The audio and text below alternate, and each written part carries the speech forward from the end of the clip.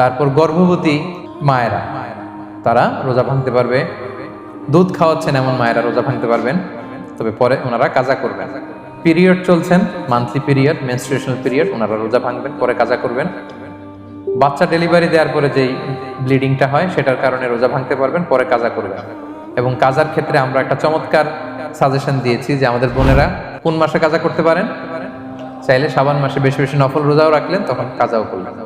দ্বিতীয় সাব পয়েন্টে আমরা বলেছি যে কিছু কিছু কাজ এগুলো করলে রোজা ভেঙে যায়, আপনার রোজা বাতিল হয়ে যাবে। এর মধ্যে একটা ছিল ইচ্ছাকৃত যদি আপনি পান করেন, 2 নাম্বার ছিল ইচ্ছাকৃত করে যদি আপনি কিছু খান, 3 নাম্বার হচ্ছে ইচ্ছা করে যদি আপনি স্ত্রীর সাথে ফিজিক্যাল ইন্টারকোর্স করেন। তো ইচ্ছা করে যদি রোজা কেউ ভাঙে তার হুকুম কি করতে হবে? কাজাও করতে হবে, কাফফারাও করতে হবে। কাফফারা মানে কি? 60টা রোজা অথবা 60 জন মিসকিনকে খাবার খাওয়ানো 2 বেলা।